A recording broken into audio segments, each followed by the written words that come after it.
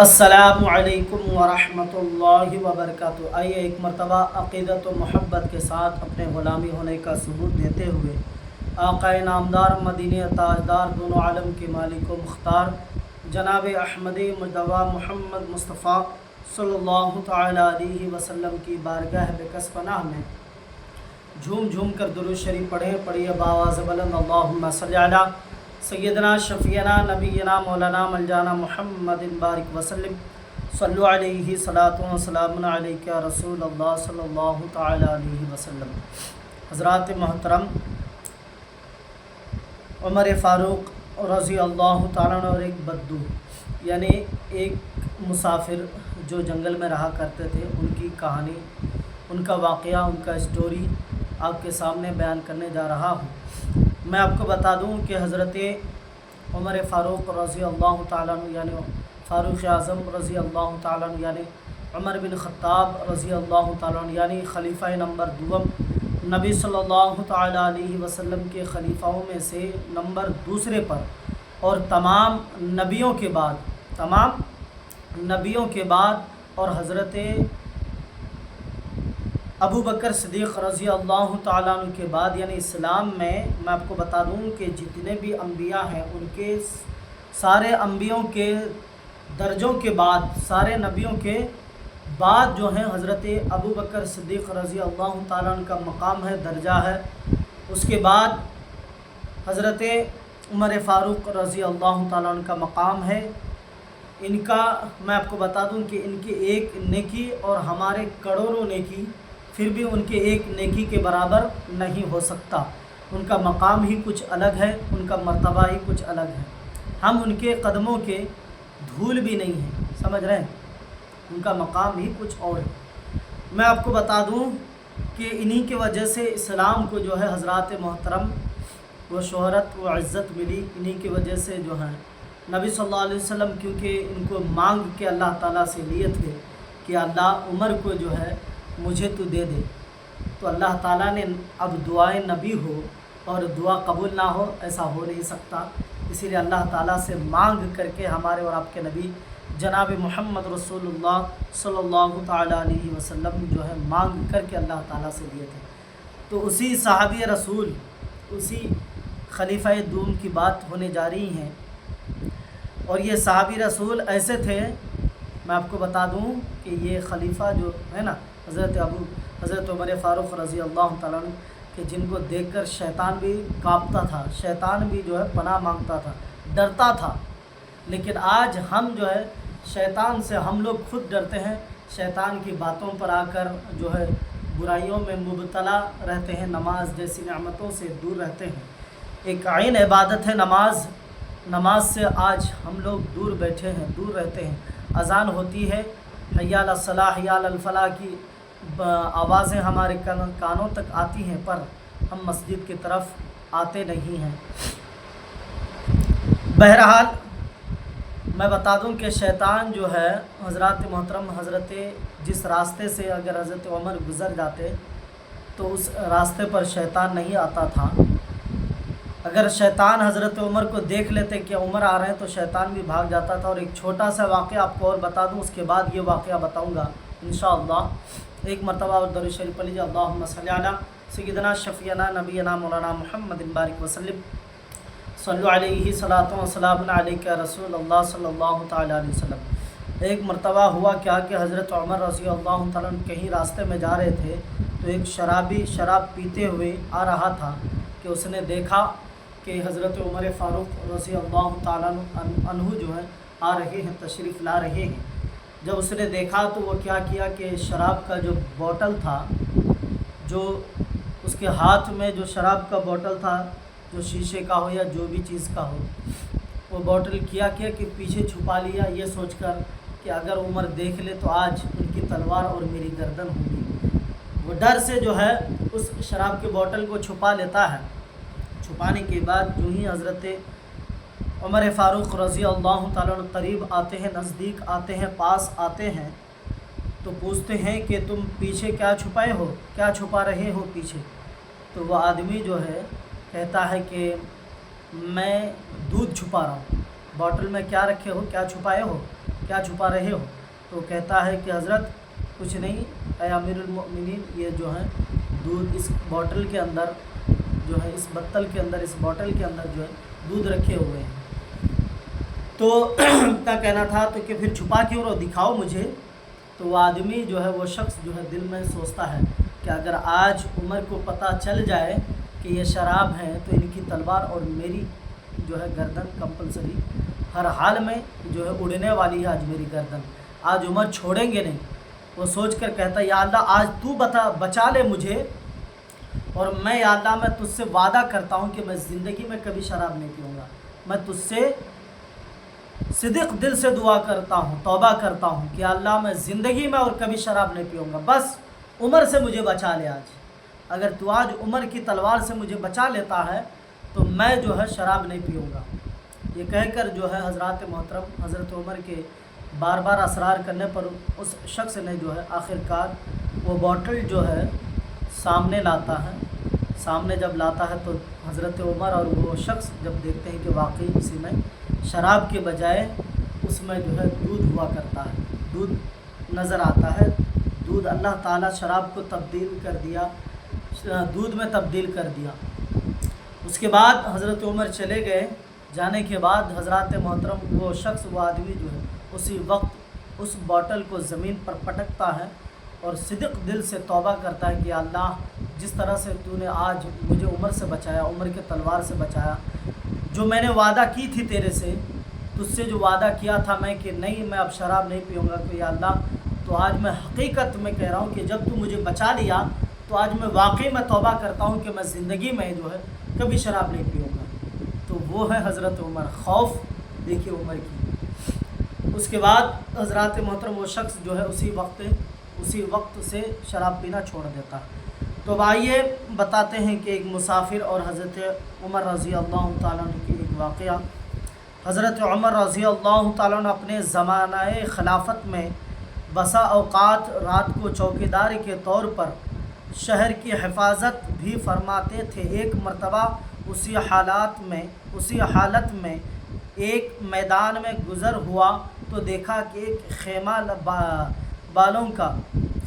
والوں کا لگا ہوا ہے جو پہلے وہاں نہیں تھا۔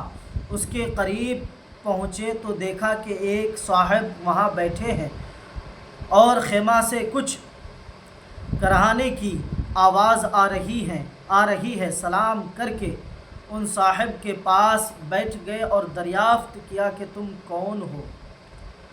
تو حضرات محترم میں آپ کو بتا دوں کہ حضرت عمر رضی اللہ تعالیٰ عنہ کے دور زمانہ خلافت میں، یعنی جب ان کا خلافت کا دور تھا، ان کا زمانہ تھا، تو وہ رات کو جو ہے چوکیداری، یعنی حضرات محترم جسے پیٹرولنگ کہا جاتا ہے، یعنی دیکھ بھال کرنا، گاؤں کی چوکیداری کرنا، سمجھ رہے ہیں، دیکھ بھال کرنا، شہر کی جو ہے وہ دیکھ بھال کرنا، چوکیداری کرنا، وہ کیا کرتے تھے۔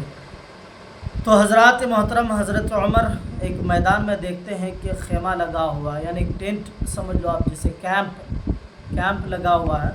تو جب وہاں پر جاتے ہیں، جا کر دیکھتے ہیں کہ وہاں پر جو ہے کچھ چلانے کی، چیخنے کی آوازیں آ رہی ہیں۔ تو حضرت عمر دیکھتے ہیں کہ ایک صاحب جو ہے، ایک شخص جو ہے وہاں پر بیٹھے ہیں، خیمے کے باہر بیٹھے ہیں، ان کے پاس، ان کے نزدیک جاتے ہیں، سلام عرض کرتے ہیں۔ سلام کرنے کے بعد جو ہے ان سے پوچھنے لگتے ہیں کہ آپ کون ہیں؟ تو انہوں نے کہا کہ میں ایک مسافر ہوں، جنگل کا رہنے والا ہوں، امیر المؤمنین کے سامنے کچھ اپنی ضرورت پیش کر کے مدد چاہنے کے واسطے آیا ہوں، اور دریافت فرمایا کہ خیمہ سے آواز کیسی آ رہی ہے؟ ان صاحب نے کہا جاؤ اپنا کام کرو۔ آپ نے اصرار فرمایا کہ نہیں، بتا دو کچھ تکلیف کی آواز ہے۔ ان صاحب نے کہا کہ میری بیوی ہے اور ولادت کا وقت قریب ہے، درد زدہ ہو رہا ہے۔ آپ نے دریافت فرمایا کہ کوئی دوسری عورت بھی پاس ہے؟ انہوں نے کہا کوئی نہیں۔ آپ وہاں سے اٹھے اور اپنے مکان میں تشریف لے گئے اور اپنی بیوی حضرت ام کلثوم سے فرمایا کہ ایک بڑے ثواب کی چیز مقدر سے تمہارے لیے آئی ہے۔ انہوں نے پوچھا کیا ہے؟ فرمایا ایک گاؤں کی رہنے والی بیچاری تنہا ہے اور اس کو درد ہو رہا ہے، یعنی وہ جو ہے اب بچہ جننے والی ہیں۔ انہوں نے کہا کہ ہاں آپ کی صلاح ہے تو میں تیار ہوں۔ حضرت عمر نے فرمایا کہ ولادت کے وقت جن چیزوں کی ضرورت پڑتی ہے، تیل، گڑ وغیرہ لے لو اور ایک ہانڈی اور کچھ گھی اور دانے بھی وغیرہ بھی ساتھ لے لو۔ وہ لے کر چلی۔ حضرت عمر خود پیچھے ہو لیے۔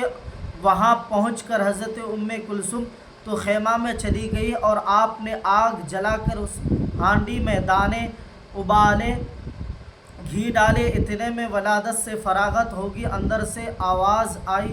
حضرت ام کلثوم نے آواز دے کر عرض کیا، امیر المؤمنین، اپنے دوست کو لڑکا پیدا ہوا ہے، یعنی ان کو پیدا ہونے کی بشارت دے دیجئے۔ حضرات محترم، حضرت عمر رضی اللہ تعالیٰ عنہ اس آدمی کو سلام کرنے کے بعد اس شخص کو، اس جنگل میں رہنے والے مسافر کو پوچھنے لگتے ہیں کہ بھائی آپ کون ہیں اور یہ خیمے سے یہ کیا آوازیں آ رہی ہیں؟ تو وہ کہتے ہیں جاؤ بھائی چھوڑ دو، ہماری حالت میں ہمیں چھوڑ دو۔ تو حضرت عمر بار بار اصرار کرنے پر، بار بار دریافت کرنے پر اس آدمی نے بتایا کہ ایسی بات ہے، ہمیں جو ہے امیر المؤمنین سے ملاقات کرنی ہے، عمر سے ملاقات کرنی ہے، ان سے مدد ہمیں چاہیے، ان سے کچھ لینا دینا ہے، ہمیں ان کی مدد کی سخت ضرورت ہے، ہمیں ان سے جو ہے کچھ جو ہے کھانے پینے کے سامان سمجھ لو آپ، یا جو بھی کچھ ان سے مدد چاہیے ہمیں، اس لیے ہم آئے ہیں۔ لیکن راستے میں جو ہے ہماری بیوی کی جو ہے ولادت ہو رہی ہے، یعنی بچے کی ولادت کا وقت ہے، پیگنٹ سے میری بیوی ہے اور یہ بچہ جننے والی ہے، ڈیلیوری ہونے والی ہے، اسی لیے جو ہے میں یہاں پر ٹھہرا ہوں۔ تو حضرت عمر کہتے ہیں کیا کوئی خادم عورت، کوئی لونڈی وغیرہ یا کوئی عورت، کوئی باندی وغیرہ، کوئی نوکرانی وغیرہ کچھ ہے اندر؟ تو وہ کہتے ہیں کہ کوئی بھی نہیں، میری بیوی اکیلی ہیں۔ تو اس کے بعد حضرت عمر رضی اللہ تعالیٰ عنہ جو ہے اٹھنے کے بعد اپنے گھر کی طرف روانہ ہو جاتے ہیں۔ ہو جانے کے بعد وہاں پر پہنچنے کے بعد اپنی بیوی ام کلثوم کو کہتے ہیں کہ چلو آج تمہیں ایک بڑی نیک کام کے لیے میں تمہیں لے جانا چاہتا ہوں، کیا تم تیار ہو؟ تو کہتی ہیں حضور آخر وہ کیا ہے بتائیں۔ تو کہتے ہیں کہ جو ہے ایک جنگل میں رہنے والے صاحب ایک مسافر آئے ہیں جن کی بیوی جو ہے ابھی ان کی ڈیلیوری ہونے والی ہے، وہ بچہ جننے والی ہیں، پر ان کے پاس کوئی دوسری عورت کوئی نہیں ہے، وہاں پر کوئی لونڈی یا باندی یا نوکرانی نہیں ہے، دوسری عورت نہیں ہے، اسی لیے تم چلو۔ تو کہتی ہیں کہ آپ اگر اجازت دیں، آپ کی اگر صلاح ہے، آپ اگر اجازت دیتے ہیں میں تو جانے کے لیے تیار ہوں، میں چلنے کے لیے تیار ہوں۔ تو کہتی ہیں، تو حضرت عمر کہتے ہیں کہ کام کرو، تھوڑے سے تیل وغیرہ، وہ گڑ وغیرہ اپنے ساتھ اور کچھ کھانے پینے کے سامان لے لیں ساتھ میں لے کر۔ حضرت عمر کی بیوی جو ہے آگے چلتی ہیں اور حضرت عمر جو ہے عمر بن خطاب رضی اللہ تعالیٰ جو پیچھے چلنے لگتے ہیں۔ اس جگہ میں پہنچنے کے بعد ان کی بیوی جو ہے حضرت عمر کی بیوی جو ہے خیمے کے اندر جاتی ہیں اور یہ باہر بیٹھ کر جو ہے حضرات محترم ہانڈی جو ہے چولہے پہ چڑھاتے ہیں۔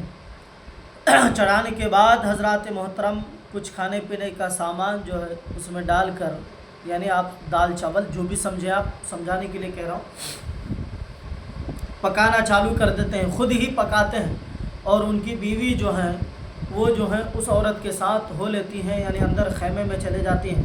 اس کے بعد تھوڑی دیر کے بعد جو ہے حضرات محترم اندر سے آواز آتی ہے کہ آپ اپنے دوست مسافر کو کہیں، ان سے کہیں کہ ان کو بشارت دیں کہ لڑکا پیدا ہوا ہے۔